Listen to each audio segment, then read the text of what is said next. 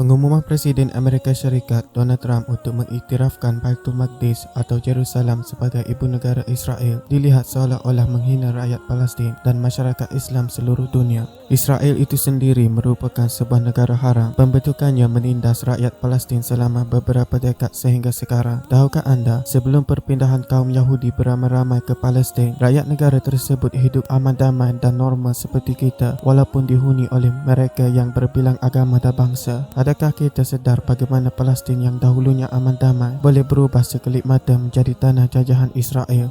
Pelan yang serius bagi menubuhkan sebuah negara Yahudi pertama kali dilontarkan di persidangan Bell di Switzerland pada tahun 1897. Persidangan yang diadakan pada tahun tersebut turut dikenali sebagai First Zionist Congress dengan kehadiran orang kuat Yahudi berfaham Zionis seperti Theodor Herzl, bapak politik Zionisme, dan Abraham Salz. Kebanyakan mereka yang hadir merupakan bijak pandai Yahudi daripada pelbagai negara di sekitar Eropah yang inginkan tanah air sendiri. Persidangan ini dianggap berjaya bagi mereka kerana berjaya mencapai kata sepakat bagi penubuhan sebuah negara Yahudi di Palestin. Hasil persidangan ini, kumpulan gerakan Yahudi dilihat menjadi lebih aktif dalam mencapai objektif mereka. Sultan Abdul Hamid yang merupakan khalifah terakhir bagi kerajaan Turki Uthmaniyah berasa menjadi tanggungjawab baginda untuk mempertahankan Palestin kerana wilayah tersebut di bawah naungan kerajaan Turki. Pada tahun 1900, baginda telah mengeluarkan perintah bahawa jemaah pilgrim Yahudi tidak dibenarkan untuk tinggal lebih dari 3 bulan di Palestin. Sultan Abdul Hamid sangat mengetahui rancangan jahat kaum Yahudi tersebut. Kaum Yahudi merupakan kaum yang licik. Pelan bagi penubuhan negara Israel telah lama wujud. Lebih awal dari persidangan Bell, mereka mula mendekati baginda pada tahun 1882 melalui Friends of Zion bagi memohon pendapatan di Palestin.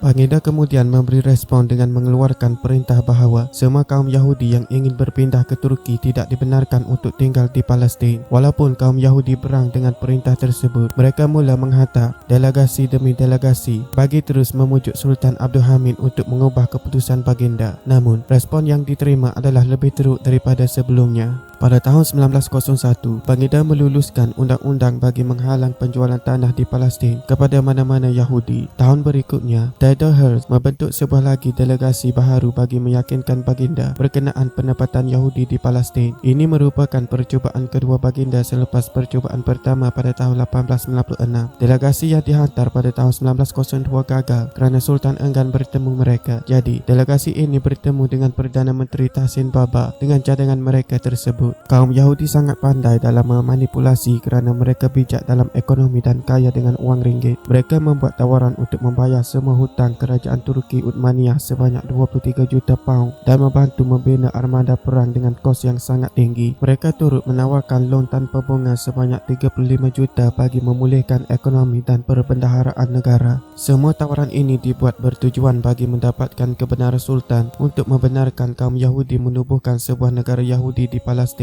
Sekiranya baginda menerima tawaran tersebut, ini bermakna baginda menjual maruah dan seluruh kehidupan rakyat Palestin serta tanah suci itu sendiri kepada mereka. Seorang sultan yang berani dan tidak mudah kalah dengan hasutan dunia, baginda menolak semua tawaran tersebut.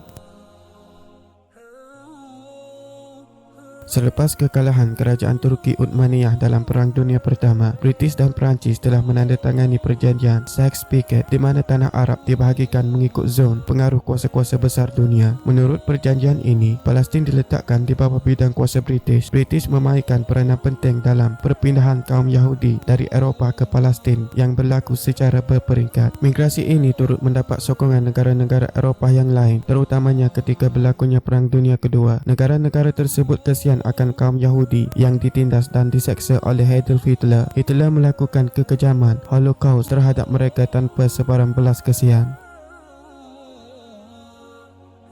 Pada tahun 1917, kerajaan British berjanji kepada pemimpin-pemimpin Arab untuk memberikan kemerdekaan kepada negara-negara Arab, termasuklah negara Palestin, melalui surat-surat yang dikenali sebagai The McMahon-Hussein Correspondence. Pada masa yang sama, British secara rahsia turut menandatangani deklarasi Balfour yang menjanjikan tanah Palestin sebagai tanah air kepada kaum Yahudi. Ketika itu, kaum Yahudi hanya meliputi 8% populasi keseluruhan Palestin dan mereka hanya memiliki 2,5% tanah di tanah suci tersebut. Tahun berikutnya, British bersama dengan nasionalis Arab bergabung menjatuhkan kerajaan Turki Uthmaniyah. Mereka berjaya memecah belahkan Empayar Uthmaniyah dan akhirnya menjajah Palestin secara total. Tanpa perlindungan kerajaan Turki, Palestin menjadi lemah. Kerajaan British kemudiannya dengan serta-merta memulakan kempen bagi perpindahan kaum Yahudi di Eropah ke Palestin. Perpindahan secara beransur-ansur bangsa ini menyebabkan populasi mereka di Palestin meningkat sehingga tahun 1947 jumlah populasi Yahudi di Palestin mencecah lebih kurang 650,000 orang bersamaan 31% keseluruhan penduduk. Mereka mula menubuhkan organisasi-organisasi pertahanan dan keganasan. Dengan latihan dalam keganasan terancang, kebanyakan kaum Yahudi yang menyertai organisasi ini adalah terlatih dan mereka menyertai Perang Dunia Kedua bagi mendapatkan pengalaman serta skill bagi pertempuran seterusnya dengan Palestin dan tanah Arab yang lain. Apabila Persatuan Bangsa-Bangsa Bersatu PBB mengarahkan pembahagian tanah Palestin melalui United Nations Partition Plan for Palestine pada tahun 1947, kaum Yahudi telah stabil dari segi ketenteraan dan mempunyai 75,000 tentera bersenjata yang terlatih.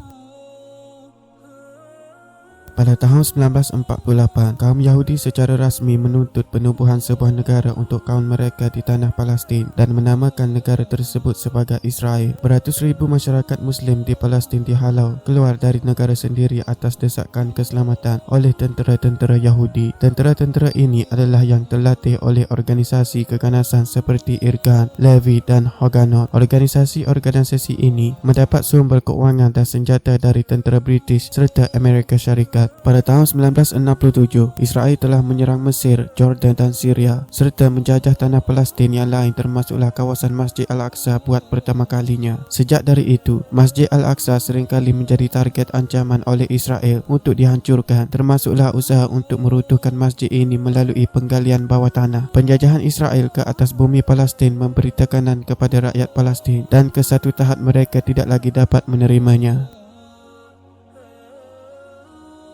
Pada 8 Disember 1987, rakyat Palestin memulakan pemberontakan intifada pertama di West Bank dan Semenanjung Gaza terhadap penjajahan kaum Yahudi. Pemberontakan ini berlangsung selama hampir 6 tahun dengan jumlah syahid rakyat Palestin seramai lebih kurang 2,000 orang. Pada 28 September 2000, Perdana Menteri Israel iaitu Ariel Sharon telah memasuki Masjid Al-Aqsa bersama 3,000 orang tentera. Tindakan provokasi ini dilihat seolah-olah menghina rakyat Palestin dan menjatuhkan maruah mereka.